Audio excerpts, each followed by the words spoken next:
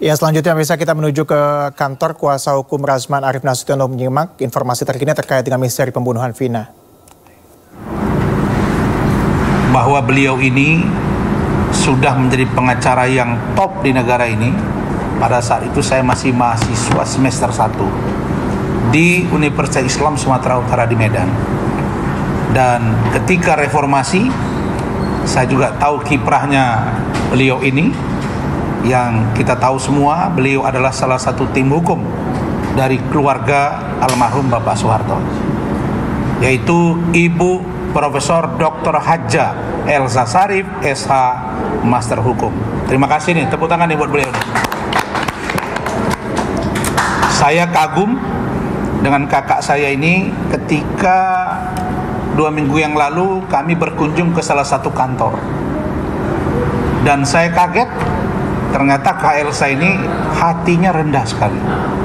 Beliau datang, kemudian care, dan tidak merasa gerah. Nah, ketika itu kami berdiskusi, terus saya diskusi sama istri saya. Saya bilang, "Duh, kalau Kak Elsa mau begini, kantor kita walaupun kecil, mungkin beliau mau." Jadi saya mengundang beliau, dan beliau ternyata datang ke kantor saya yang kecil ini. Dan inilah Kak tempat perjuangan saya membantu keadilan, dan mudah-mudahan saya bisa nanti seperti kakak. Amin. Karena kalau saya tahu kantor Kak Elsa ini di Jalan Latuar Hari itu luar biasa dan tidak sebanding dengan kantor ini. Mudah-mudahan Ranlofom bisa berkembang mengikuti jejak tanpa mengkhianati senior kita sendiri. Baik, teman-teman sekalian, di dalam undangan preskon saya ini, saya menyebutkan beberapa hal. Nanti terkait poin ini mungkin Kak Elsa bisa menyampaikan pikiran dan pendapatnya, karena ini juga terkait dengan beliau. Nah, tadinya saya nggak mau singgung terlalu jauh, karena ini adalah perspektif hukum yang saya pahami. Meskipun saya satu tim dengan Kak Elsa atau Bu Elsa, tapi karena beliau hadir, nanti bisa beliau ulas dan kupas seperti apa langkah-langkah berikutnya. Pertama, tanggapan saya, Razman Arif Nasution, terhadap putusan pra-peradilan Saudara Peggy Setiawan oleh Hakim Tunggal Bapak Eman Sulaiman dan upaya hukum berikutnya. Nah, dalam perspektif hukum yang saya pahami, sebagaimana hari Selasa yang lalu saya sudah menjadi narasumber di salah satu TV swasta. Dan pada Selasa itu hampir semua TV yang ada agenda atau program acaranya talk show itu mengungkap, mengulas secara detail tentang putusan pra-peradilan yang menerima gugatan pra-peradilan oleh Saudara Peggy Setiawan yang diajukan oleh beberapa orang pengacaranya.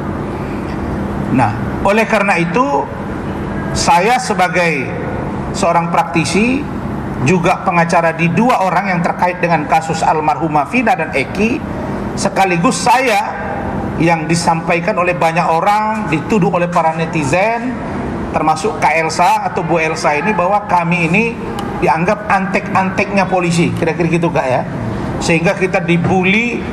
Bahkan saya Kak, saya sebelum kakak nyampe di kantor saya tadi, itu masih ada teror masuk ke saya, masih Kak. Dan itu tidak masalah bagi saya, karena menurut saya ini demokrasi sepanjang tidak keterlaluan.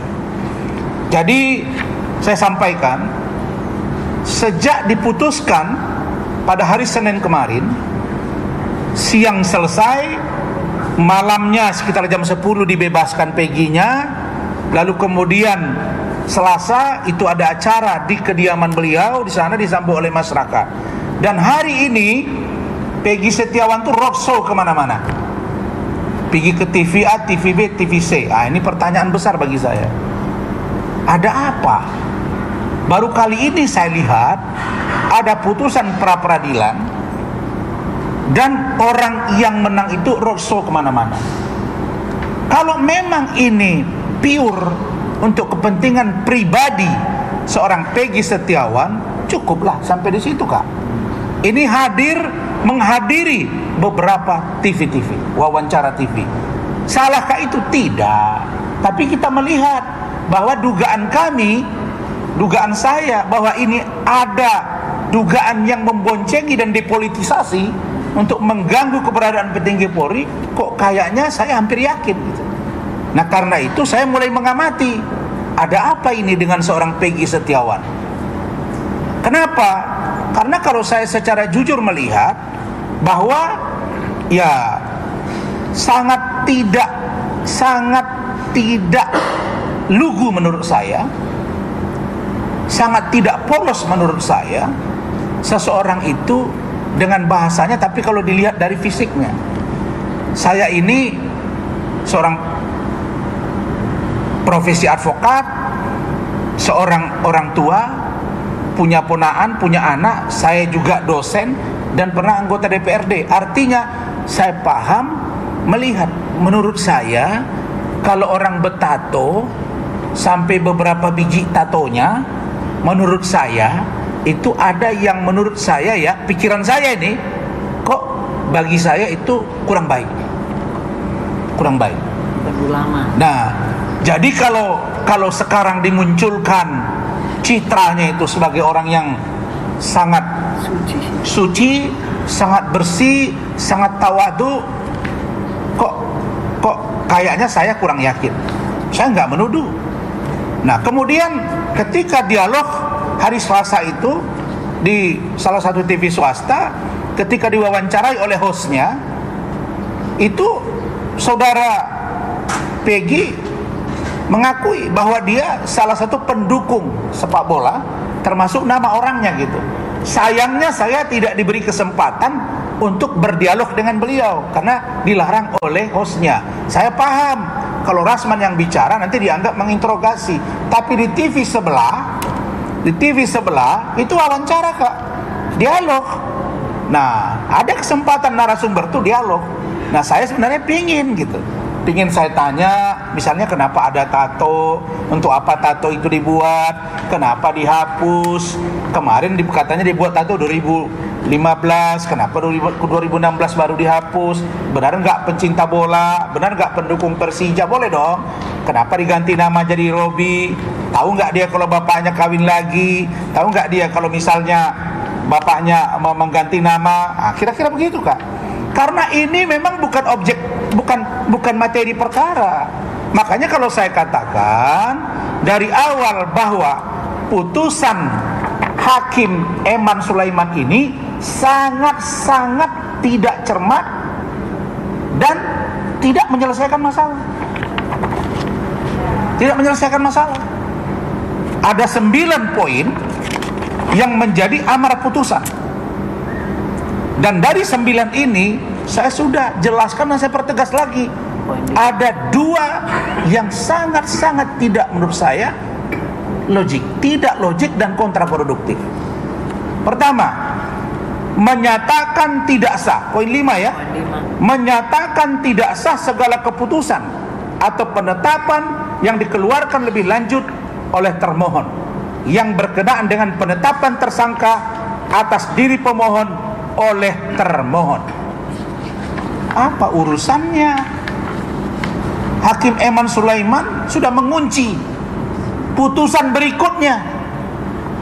Kak Elsa yang sudah beracara 40 tahun, saya 2015 sudah lanjut sampai sekarang, sudah hampir 9 tahun juga, bahkan hampir 10 tahun. Menurut saya putusan ini sangat tidak logik.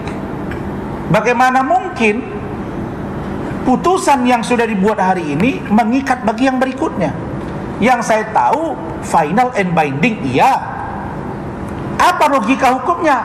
Saya buka Peraturan Mahkamah Agung nomor 4 tahun 2016 tentang larangan peninjauan kembali putusan pra peradilan.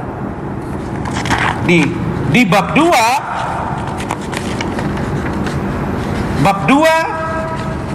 objek dan pemeriksaan pra peradilan, pasal 2 ayat 1 tentang objek pra peradilan, sah dan tidaknya penangkapan, ganti rugi dan lain-lain, pemeriksaan pra peradilan, ayat 3, putusan pra-peradilan yang mengabulkan permohonan tentang tidak sahnya penetapan tersangka tidak menggugurkan kewenangan penyidik untuk menetapkan yang bersangkutan sebagai tersangka lagi setelah memenuhi paling sedikit 2 alat bukti yang baru dan sah dan berbeda dengan alat bukti yang sebelumnya. Maka putusan Hakim Eman Sulaiman ini kontraproduktif dengan ini kan Kak, karena masih bisa dibuat sprindik baru dengan barang bukti yang baru. Nah, bagaimana pendapat hukum berikutnya itu nanti disampaikan oleh Bu Elsa.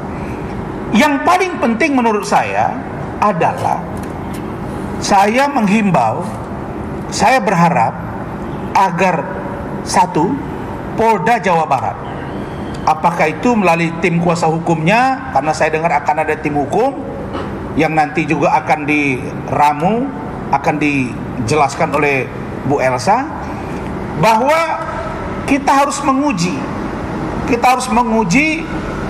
poin atau PowerPoint yang diajukan atau yang disampaikan dalam pertimbangan oleh Hakim Tunggal, yaitu tentang DPO, itu kan daftar pencarian orang, kalau bahasa Inggrisnya wanted.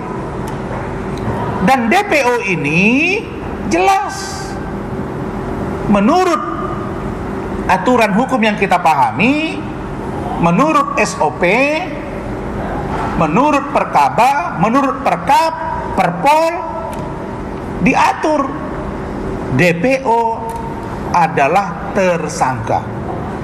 Belum pernah saya dengar seorang DPO tidak tersangka. Yang saya tahu DPO tersangka. Tapi Hakim Eman Sulaiman mengatakan DPO dipanggil dulu 3 kali Kak, pakai surat 1, 2, 3, tidak, baru tangkap. Sejak kapan DPO dipanggil dulu? Kalau besok Harun Masiku yang sejak tahun 2021 DPO